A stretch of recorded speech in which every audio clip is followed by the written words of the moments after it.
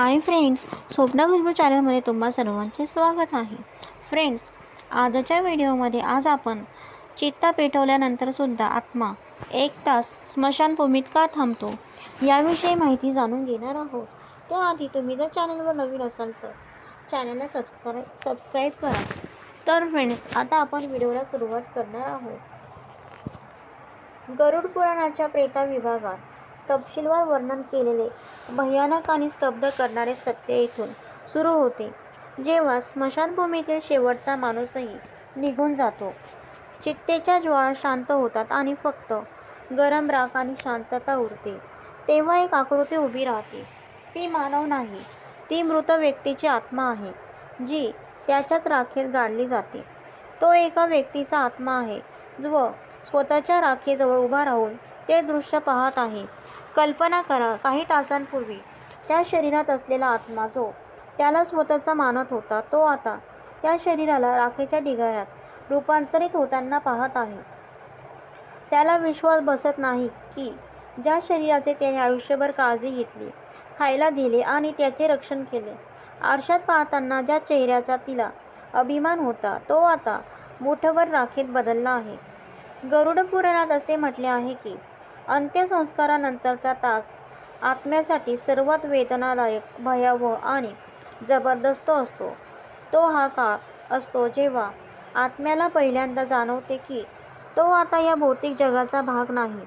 स्मशानभूमीच्या भयानक शांततेत या 1 तासात आत्म्याचे काय होते, तो काय पाहतो आणि तो लगेच यमलोकाकडे का जात नाही, आज आपण या गूढ रहस्याचा शोध घेऊया.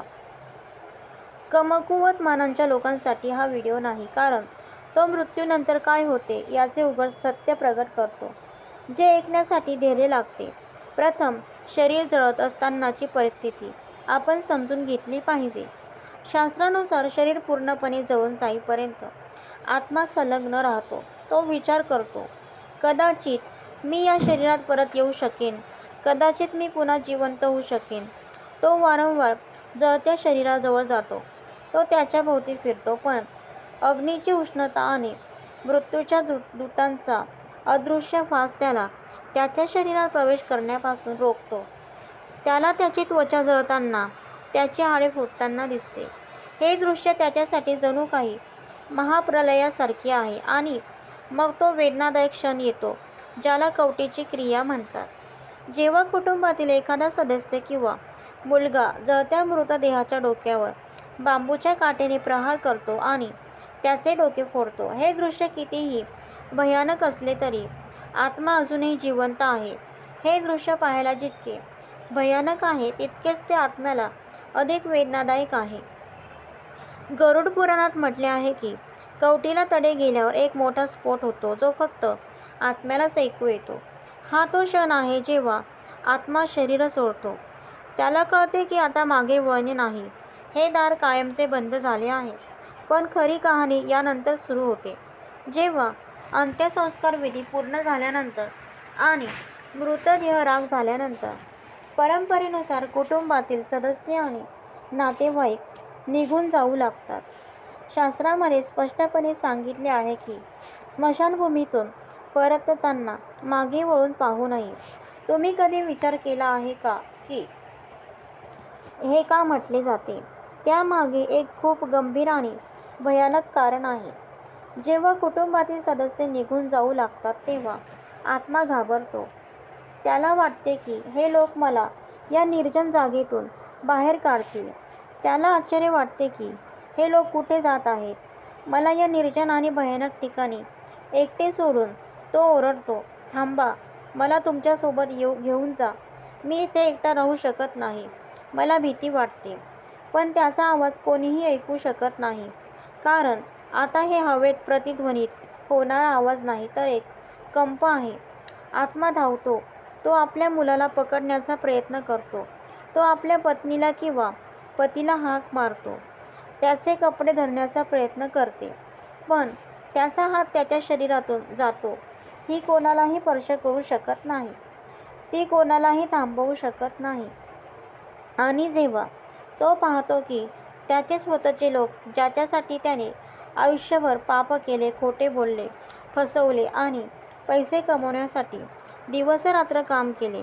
ते त्याला एका अज्ञात ठिकाणी राखेच्या ढिगाऱ्याजवळ एकटे सोडत आहेत. त्याला समजते की या जगात कोणतेही नाते शेवटपर्यंत टिकत नाही. सर्वांनी मला सोडून दिले आणि माझ्याकडे पाठ फिरवली. आता प्रश्न असा उद्भवतो, आत्मा स्मशानात तासभर का उभा राहतो? तो लगेच त्याच्या मागे का येत नाही? गरुड पुराणानुसार स्मशानभूमीला राक्षसांचे निवासस्थान मानले जाते.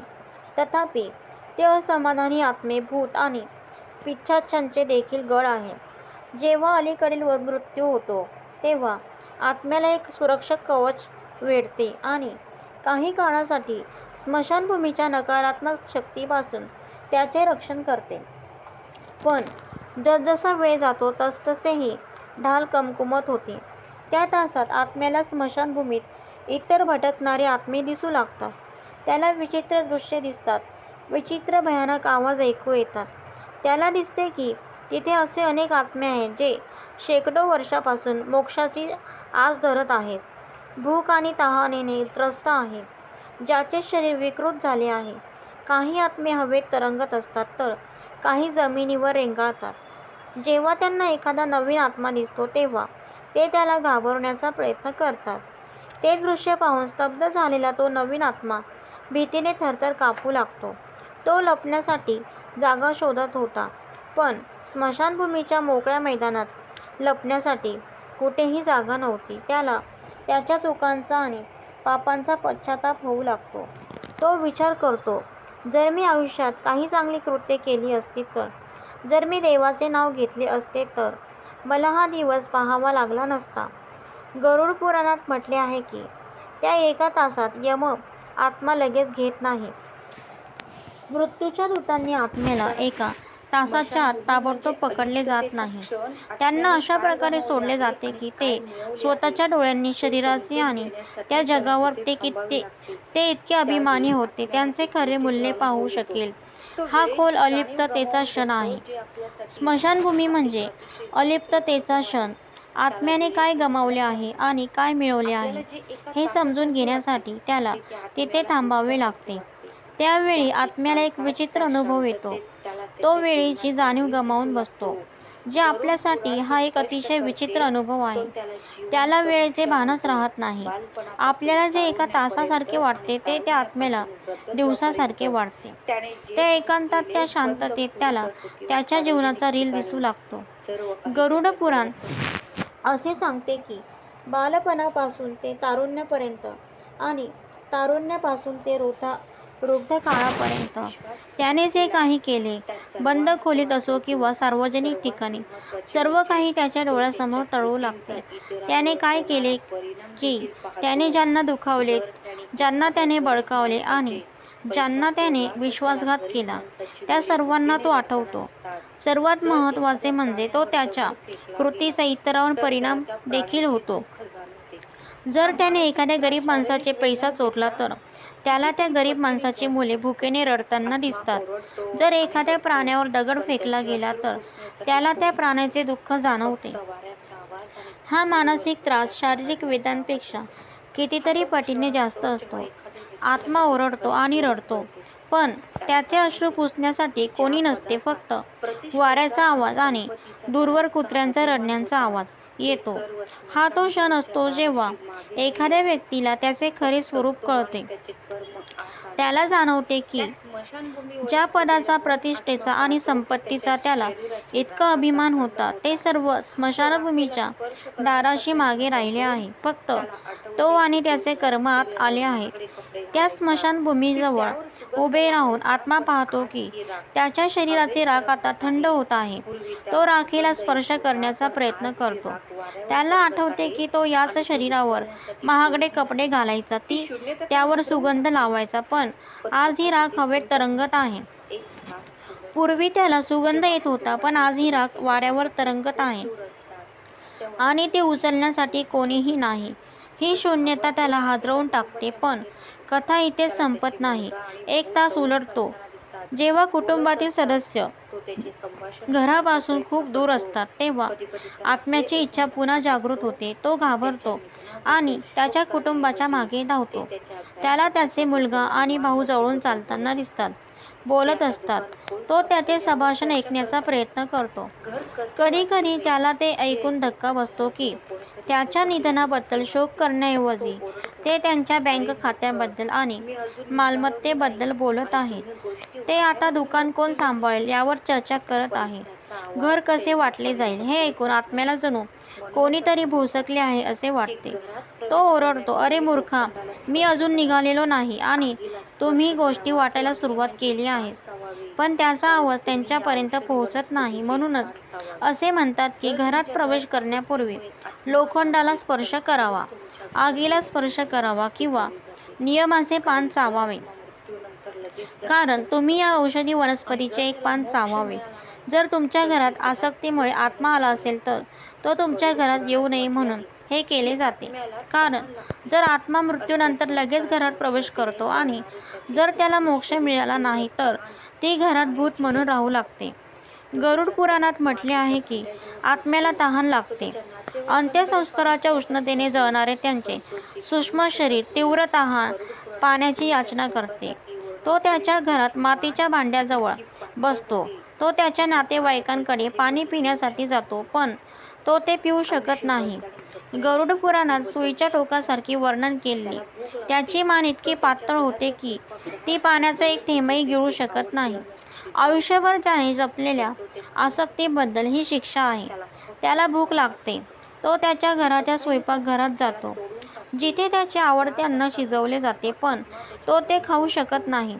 त्याला फक्त त्याचा वास येतो. ही असह्यता त्याला तोडून टाकते. त्या तासानंतर जेव्हा आत्मा त्याच्या घरी पोहोचतो तेव्हा त्याला तिथले दृश्य दिसते. ते लोक त्याच्या फोटोला हार घालताना दिसतात. काही जण त्याच्या जाण्यावर शोक करतात, काही जण त्याच्या निधनाबद्दल शोक व्यक्त करत आहेत, तर काही जण त्याच्या संपत्तीबद्दल, त्याच्या पैशाबद्दल आणि त्या कशा वाटायच्या याबद्दल चर्चा करत असतात. हे आत्म्याला खूप दुःख जाणवते. त्याला जाणीव होते की त्याच्या जाण्यानंतरही जग जसे होते तसेच चालत आहे. फक्त कोणीतरी गेले म्हणून काहीही थांबत नाही. ज्या पैशासाठी तो त्याच्या भावाशी भांडला, ज्या दागिन्यांसाठी त्याने इतरांना दुखावले, ते सर्व इथेच आहे आणि तो रिकाम्या हाताने, नग्न आणि असहाय्य उभा आहे. त्याला स्वतःच्या घरात अनोळखी वाटते. त्याला स्वतःच्या खुर्चीवर बसायचे आहे, पण तो बसू शकत नाही. त्याला त्याच्या मुलाच्या डोक्यावर हात ठेवायचा आहे, पण तो ते करू शकत नाही.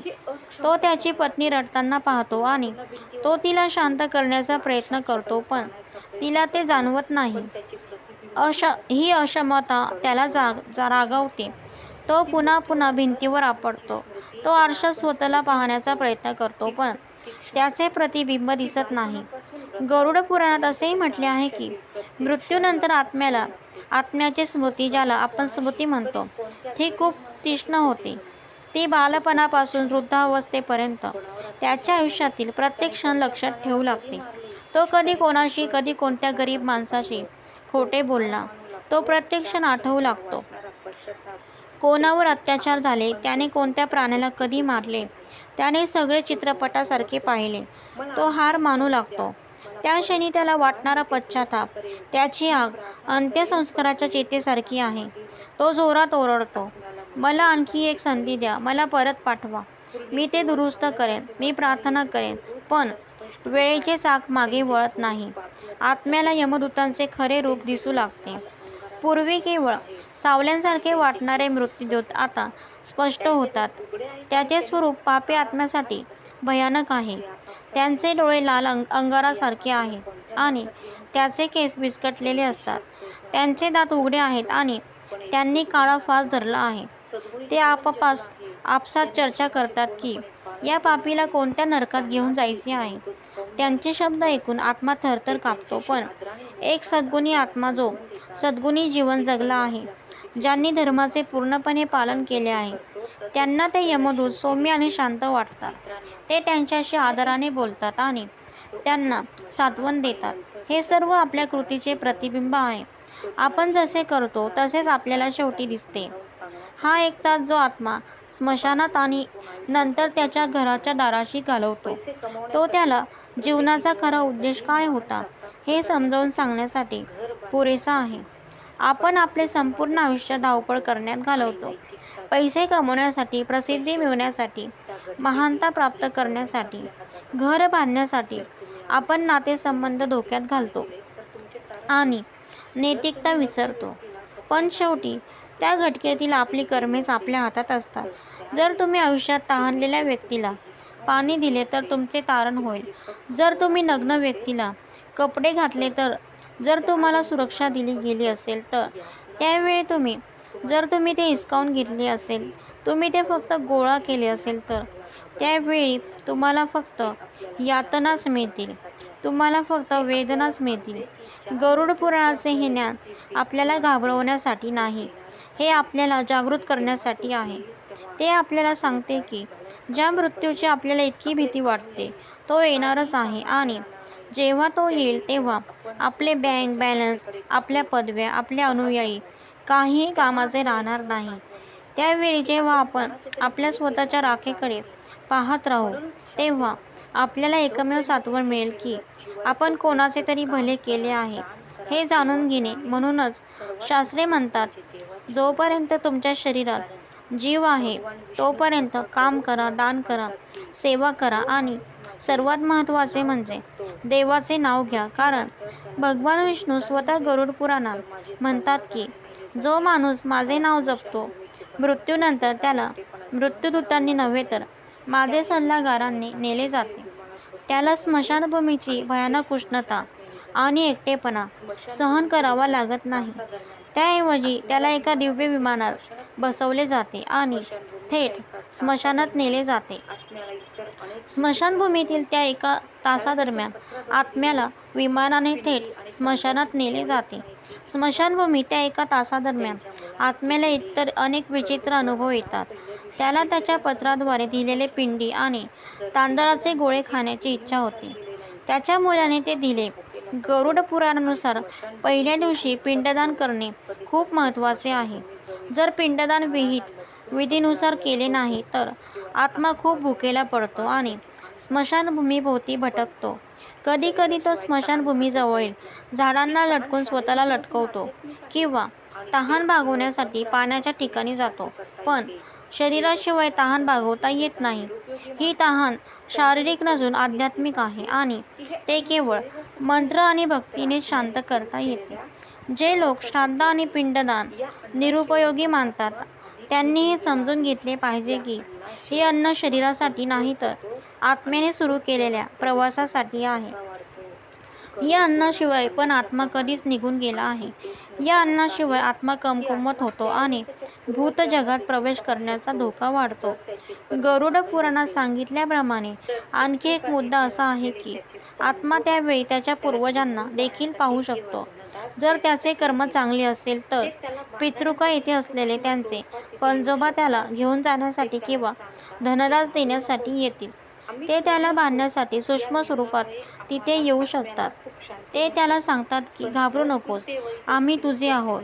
या मिलनामुळे आत्म्याला खूप शांती मिळते. पण जर कृत्ये वाईट असतील तर त्याला तिथे फक्त अंधार आणि भयावह आकृत्या दिसतात. तो मदतीसाठी हाक मारतो पण कोणीही येत नाही. हा एकटेपणा नरकाची पहिली पायरी आहे.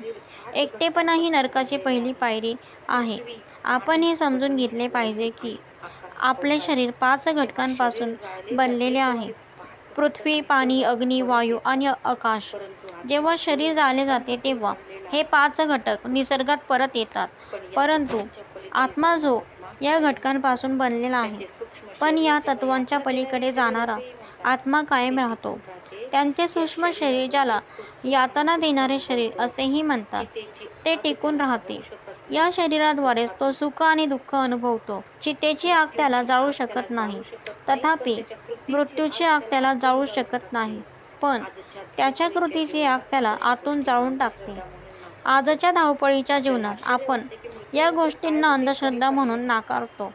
आपल्याला आश्चर्य वाटते की मृत्यूनंतर काय होते ते कोणी पाहिले. मृत्यूनंतर काय होते हे कोणी पाहिले आहे का? विज्ञानाला पुरावा हवा आहे, पण आपल्या आर्य ऋषींनी त्यांच्या दिव्य दृष्टीने हे जग पाहिले आहे आणि आपण आपला मार्ग चुकवू नये म्हणून गरुड पुराणाच्या स्वरूपात हा नकाशा आपल्याला दिला आहे. हा एक अंधश्रद्धेचा विषय नसून सत्य आहे, जे आपल्याला या मृत्यूनंतरच्या जीवनात कसे जायचे ते सांगते. जर आपण त्याकडे दुर्लक्ष केले तर आपणच हरणार आहोत.